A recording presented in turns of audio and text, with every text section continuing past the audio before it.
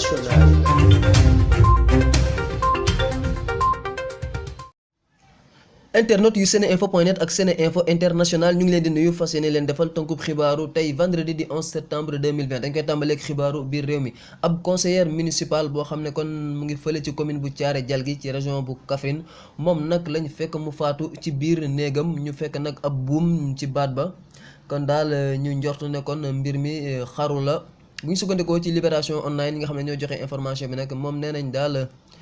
jamono yi yëpp daal jamono yi ñu weesu yëpp daal ndaw si daal da doon wax ne moom mënul dund sans benn frère am boo xam ne kon dafa génn àdduna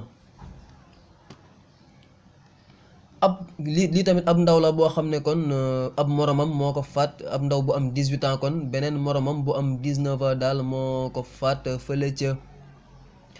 ca kon région bu Kaffrine fi ñuy wax Ngenc Guy ci région bu Kaffrine gannaaw bi nga xamee nag ñoom ñaar dañ doon xeex ci ginnaaw gi nag ca la kenn ki daal faatu moom nag bi ñu ubbee ab enquête nag la ñu xam ne kon ñoom ñaar ñu ngi doon xeexee ci ay tool ca tool daal lañ doon xeexee ci ginnaaw gi nag la moom ki faatu moom ci ginnaaw gi la doon ñibbi bi mu doon ñibbi daal ci këram bi mu demee ba këram daal dafa commencé di wëccu ay deret bi ñu koy yóbbu hôpital sax kon ci yoon ba la faatoo ki nga xam ne nag kon moom lañ jort ne moo ko rey gendarmerie teg na ko loxo. système sanitaire bu Sénégal nag lu yàggul dala rek kon dinañ livrer ñeenti hôpital yoo xam ne hôpital yu bees lay doon loolu nag kii di ministre de la santé Abdoulaye Diouf Sarr moo ko xamle gannaaw bi nga xam ne génn na ci ab réunion bu plan d'investissement 2020-2024 pour système sanitaire sénégalais nga xam ne président Macky Sall moo ko doon jiite moom nag xamle na ne kon fii ak 3 mois rek dina am ñeenti hôpital yu bees yoo xam ne kon dinañ leen livrer. hôpital yoo xam ne dimension yi importante la ñu tabax ko fële ca Kaffrine ci Kédougou ci Sédhiou ak ca Touba. association Touba ci kanam nag ñoom dañoo dajale daal lu toll ci 1,541,564,570 francs CFA muy ab montant boo xam ne kon muy xaalis bu takkoo takku. loolu nag ki nga xam ne mooy Tahirou Sarr participé na si lu toll ci 280 millions de francs CFA Moustapha Seck kon participé si lu toll ci 100 millions de francs CFA ñi nga xam ne nekk nañ bitim réew zone Europe collecté nañ lu toll ci 113 millions 736 mille 160 francs CFA zone Amérique collecté lu toll ci 77 millions 726 mille 800 francs CFA zone Afrique collecté lu toll ci 29 millions 887 mille 565 francs CFA kon. zone Asie itam participé ci lu toll ci 4 millions 147 mille 300 francs CFA lu toll ci 561 millions 6 mille 870 francs CFA nag ci xaalis boobu dañ koo jëfandikoo kon ci opération yi nga xam ne kon ngir xeex la contre inondation yi foofule ca cité religieuse kon bu Touba. ñi nga xam ne nag dañ doon laaj ngir Aly Ngouille Ndiaye di ministre de l'intérieur dem taxaw ci assemblée nationale daal. ngir tontu ci lu jëm ci inondation yi ak li nga xam ne kon jéego gouvernement mu ngi ko ciy def kon ñoo ngi daal mën nañ rassuré wu mën nañ dalal seen xel ndax démb gannaaw bi nga xamee ne kon moom moo nekkoon invité soir d'info fële ca TFM moom Aly Ngouille Ndiaye xamle na ne kon d'accord na taxaw ci assemblée nationale ngir daal tontu ay laaj kon ci mbënd mi ak itam gouvernement Sénégal nan la ci taxawee.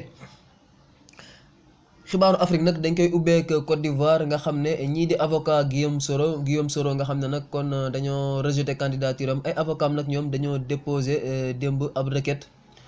d'inconstitutionnalité bu scrutin bi ñoom daal kon dañoo déposé ab requête boo xam ne kon day daal dakkal wala boog requête boo xam ne daal kon day invalider lii di scrutin présidentiel bi nga xam ne ñu ngi koy dëgmal lu ko jiitu nag ñoom avocat yi déposé woon nañ dimanche ñaari requêtes yoo xam ne benn bi daal pour xeex éligibilité seen candidat bii di Guillaume Soro bi ci des ngir daal candidature Alassane Dramane Ouattara tam ñu wane ne daal loolu du candidature bu jaar yoon Alassane Dramane Ouattara nag ñu fàttali ne kon moom day briguer benn 3e mandat foofule ca Côte d'Ivoire bu ñu paree Côte d'Ivoire dañuy dem fële ca Cameroun nga xam ne ñi nga xam ne ay réfugiés lañ te nekk ci frontière entre Cameroun ak Nigéria ñoom nag fi mu nekk nii daal dañoo soxla ndimbal kon muy aide alimentaire dañoo soxla ndimbal bu bàyyeekoo kon ci àdduna ñoom nag ñu fàttali ne attaque Boko Haram yi daal ñoo tax ba ñu déplacé wu lu toll sax ci 7000 personnes kon déplacé wu nañ bu ñu sukkandikoo ci organisation des défenseurs droits humains yi ba tey itam maa ngi jégalu ba tey ci début août daal ba léegi am na lu toll ci 22 personnes yoo xam ne kon jot nañ leen rey ak 30 yoo xam ne kon am nañ ay gaañu gaañu ci attaque Boko Haram yooyu le ci fan yu néew rek lu toll ci 58 personnes kon dañ leen rey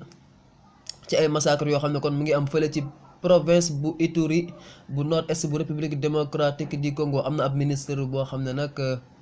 moom daal force démocratique yi daal force démocratique alliée yi kon la joxañ baaraamu tuuma muy ab groupe armé boo xam ne kon d'origine ougandaise lañ. am na benn délégation boo xam ne sax kon ñu ngi leen di xaar foofu ci région bu Ituri tey bésu vendredi bi ngir daal ñu waxtaan ci ay questions sécuritaires. xibaaru àdduna nag dañ koy tàmbaleek fële ca États-Unis nga xam ne kon tey la ñuy commémorer attentat 11 septembre 2001 yi. kii di Donald Trump nag ak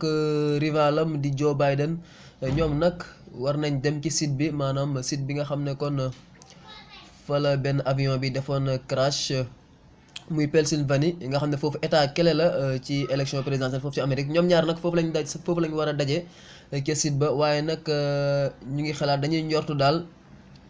ñu yëkkati fa ay kàddu yu xaw a ñagas kon yàq lii nga xam ne kon mooy bés bi nga xam ne ci la ñuy commémorer lu toll ci wala boog lu jege 3000 victimes yoo xam ne kon ñàkkoon nañ seen bakkan ci attentat yooyu amoon ci World Trade Center.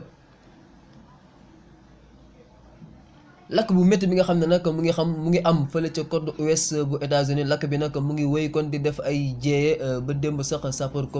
pompier yi kon ñu ngi continuer daal di jéem a xeex ak lakk gi mu métti lool. ñu fàttali sax ne lakk bi jot na sabab kon faatu ko juróom benn nit yoo xam ne sax benn xale bokk na si ba pare tam am na ay nit yu bëree bëri yoo xam ne daal kon daw nañ seen dëkkuwaay yi daal ngir moytandiku loolu lee di lakk gu métti googu. ñii sax nga xam ne ñooy secours yi daal sapeur pompier ak ñi ni mel ñoom nee nañ daal fi mu nekk nii dañuy ragal sax bilan bi gën a métti. dañ koy jeexaleeg sport ak prochaine coupe d'Afrique des nations bu Bissoko muy football boobu nga xam ne dañ koy defee ci plage yi kon Sénégal daal moo war a abrité kon CAN 2020 bi CAN 2020 kon bu Bissoko Sénégal moo ko war a abrité bu ñu sukkandikoo ci kon confédération africaine de football muy CAF mi nga xam ne kon ñu ngi doon amal ab daje kon ci 10 septembre bi. ñu fàttali nag ne kii di Ouganda nag kon moom moo waroon jiite moom kii di Ouganda kon moo waroon organiser kon lii di CAN Bissoko bi gannaaw bi mu delloo ginnaaw kon ci lañ ko jox organisation bi kii di réewu Sénégal liñ leen tey ci xibaar rafetlu seen teew liñ jox di daje ëllëg.